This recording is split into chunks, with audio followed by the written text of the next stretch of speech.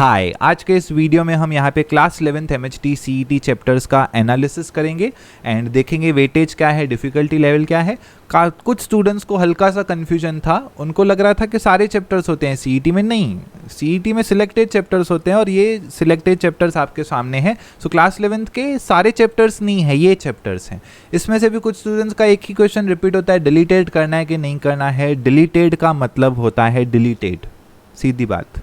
Deleted का मतलब होता है डिलीटेड, चाहे बोर्ड हो, कॉलेज का एग्जाम हो, CET हो, डिलीटेड का मतलब डिलीटेड है। कन्फ्यूजन अपने मन से क्लियर कर दो, डिलीटेड टॉपिक्स उसके अंदर जो हैं वो आपको नहीं करने हैं।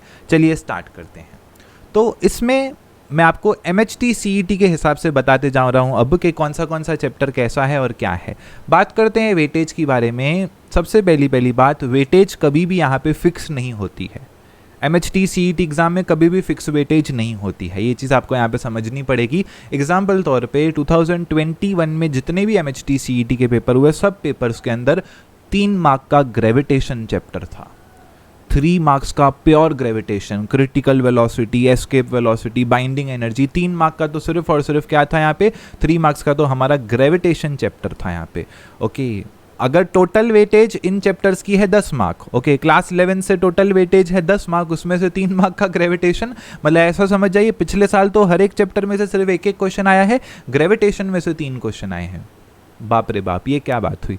तो मैं आपको यहाँ पे हॉनेस्टली बता रहा हूँ, MHT CET में वेटेज कभी फिक्स नहीं होती है। ये चीज़ पहले दिमाग में डालो। आपको एग्जाम देना है, आपको एग्जाम के बारे में पहले नॉलेज होना चाहिए।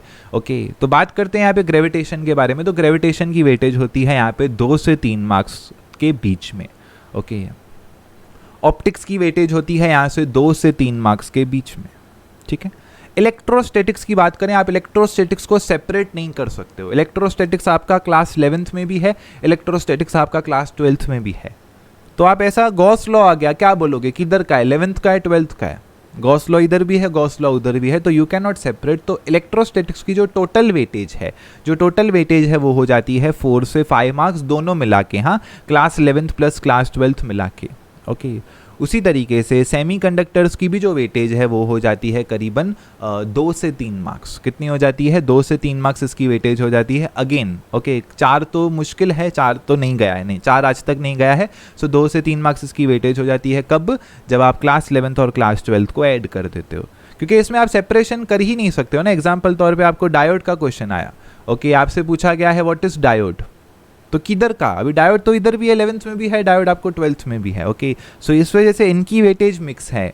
अब वेटेज मिक्स है, इसका एक ही मतलब हो जाता है, आपको ये वाले 11th के चैप्टर्स करने ही है। You have no other option.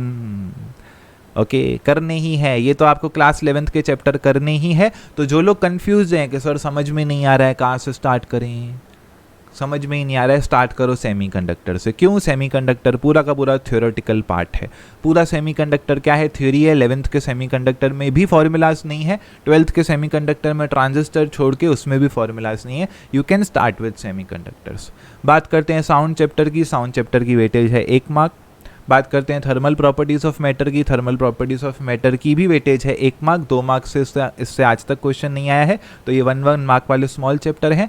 बात करते हैं लॉज ऑफ मोशन की। लॉज ऑफ मोशन बहुत बड़ा चैप्टर है। ओके, तो इससे करीबन 2 मार्क के क्वेश्चन आते हैं, बट कभी भी 3 मार्क का क्वेश्चन आ सकता है। जैसे इस बार 3 मार्क का ग्रेविटेशन से आया था, तो हो सकता है किसी साल वो लॉज ऑफ मोशन से 3 मार्क का डाल दें।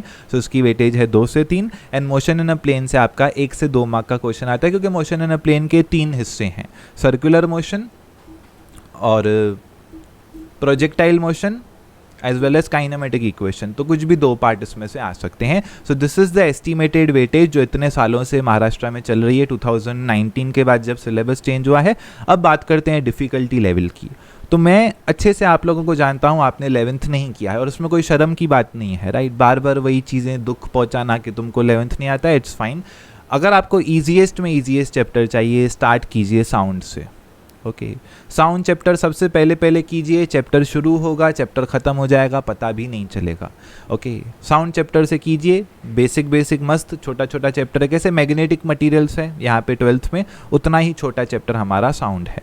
डॉपलर इफेक्ट ऑफ साउंड समझ में नहीं आएगा तो उसके लिए मेरा पुराना वीडियो देख लेना, सब कवर अप यहाँ पे हो जाएगा। बस साउंड चैप्टर रीडेबल है, रीड करके आप कर सकते हो। साउंड चैप्टर के बाद आप सीधा क्या कर सकते हो, सीधा आप इन दोनों चैप्टर्स में चले जाओ, क्योंकि ये दोनों चैप्टर्स आपके डोमिनेंट हैं। डोमिनेंट इलेक्ट्रोस्टैटिक्स आपका पूरा 12th भी डोमिनेंट है, सेमीकंडक्टर्स आपका 12th में भी डोमिनेंट है, इनको आप छोड़ ही नहीं सकते हो। अगर कोई बंदा इलेक्ट्रोस्टैटिक्स और सेमीकंडक्टर्स छोड़ रहा है तो वो 5 + 3 8 मार्क्स का तो इधर ही छोड़ के आएगा पेपर। और 2 चैप्टर है, 2 ब्रांच हैं, 2 चैप्टर 11th के, 2 12th के, 4 चैप्टर है और कनेक्टेड हैं। ओके, तो ये रिस्क लेना 5 + 3 8 मार्क्स का तो बहुत बड़ा हो जाएगा। तो मेरे हिसाब से सेकंड आप इन दोनों चैप्टर से स्टार्ट करें। तो पहला साउंड से स्टार्ट करो इजी, फिर आ जाइए इन दोनों पे, फिर जाइए आप ग्रेविटेशन पे। ओके, फिर किस पे जाइए, फिर चाहिए आप ग्रेविटेशन पे, क्योंकि ग्रेविटेशन हाईएस्ट वेटेज वाला चैप्टर है एज पर द 2021। ओके, 2021 के हिसाब से देखें हर पेपर में 3-3 मार्क के क्वेश्चन आए थे। तो 8 में से पहले ये मेरे बताए हुए 4 चैप्टर कर दो, उसके बाद जैसे आपको जाना है यू कैन प्रोसीड।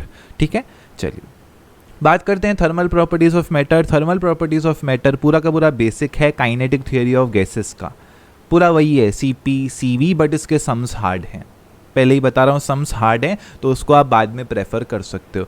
बात करें laws of motion, motion in a plane के बारे में, तो इसके भी सम्स देखो। सम्स ना फिजिक्स में 2 टाइप के होते हैं, मैं आपको बताता हूँ। सम्स 2 टाइप के होते हैं, या बेसिकली 3 टाइप के भी आप कह सकते हो, बट 2 पार्ट में डिवाइड करते हैं।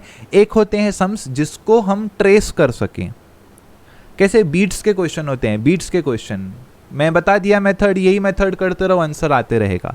ओके, बात करते हैं सर्कुलर मोशन के सम्स की, बस जो समझ में आए, सेंट्रीपिटल फोर्स दे रहा है उसको लो सॉल्व कर दो, तो सम्स ट्रेसेबल होते हैं।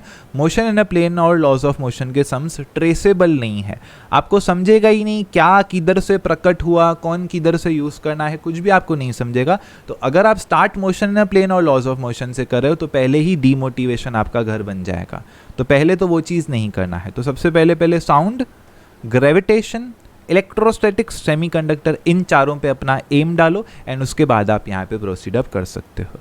अगर मैं डिफ़िकल्टी लेवल की बात करूँ यहाँ पे, तो डिफ़िकल्टी लेवल देना थोड़ा सा अनजस्टिस हो जाएगा, क्योंकि difficulty level student to student matter करती है। कोई होगा बोलेगा इलेक्ट्रोस्टैटिक्स ये क्या है, ये तो ईजिली है, ईजी हो जाता है, बट स्टिल तो सेमीकंडक्टर्स की अगर मैं डिफ़िकल्टी लेवल दूँ तो सेमीकंडक्टर्स मेरे हिसाब से ईजी है। ओके, इलेक्ट्रोस्टैटिक्स की अगर मैं डिफ़िकल्टी लेवल देना चाहूँ तो वो मीडियम है। ऑप्टिक्स का मैं डिफ़िकल्टी लेवल दूं, ऑप्टिक्स करीबन मेरा जनरल लेक्चर्स में, अभी जो मेरा उमंग बैच में सीरीज़ चालू है ऑप्टिक्स का, वो करीबन मेरा 15 से 17 दिन तक चलेगा, सिर्फ ऑप्टिक्स 15 से 17 दिन चलेगा, तो वो हार्ड है। ओके, वो चैप्टर हार्ड है। साउंड चैप्टर की बात करें ईजी है। थर्मल प्रॉपर्टीज ऑफ मैटर की थ्योरी इजी है, बट थ्योरी कोई पूछता नहीं है। सो थर्मल प्रॉपर्टीज ऑफ मैटर के सम्स आते हैं, सम्स मीडियम से हार्ड रेंज में जाते हैं, टू बी वेरी हॉनेस्ट, और सम्स ढंग के है ही नहीं किसी भी बुक में। ओके, टारगेट को मैंने नहीं देखा है अब तक, टारगेट मैंने इस चैप्टर का अभी 11th का मुझे देखना है, बट बाकी बुक्स का मैंने एनालिसिस किया, मज़ा नहीं है किसी भी सम्स में। बाकी तो हार्ड सम्स दिए हुए हैं, टारगेट में भी हो सकता है अच्छे सम्स हो। Gravitation is a medium chapter.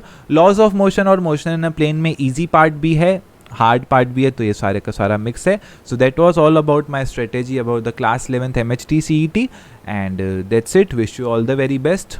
4 chapters मैंने आपको बता दिए 8 में से, तो पहले इतना कर लो, फिर आगे आपको गाइडेंस लगे तो हम बात करेंगे, बट पहले ये 4 तो कर लो। बाकी अगर आप स्टार्ट वहाँ से करते हो तो डीमोटिवेशन घर बन जाएगा, क्योंकि वो हार्ड है। Motion in a plane, laws of motion, limit नहीं है कोई भी सम्स का। लॉज ऑफ मोशन पे बुक्स आती हैं जिसमें हज़ार सम्स होते हैं सिर्फ लॉज ऑफ मोशन के, वो सम्स कर लो ना, फिर भी ऐसा होता है कि पेपर में आंसर नहीं आता है। ओके, तो laws of motion, motion in a plane limitless chapter है, उधर कॉन्सेप्ट्स खत्म नहीं होंगे कभी भी, जितना सीखोगे सीखते जाओगे, बट इधर हमारे पास समय लिमिटेड है। थर्मल प्रॉपर्टीज ऑफ मैटर के सम्स में इंट्यूशन कम आता है। ओके, इंट्यूशन कम आता है।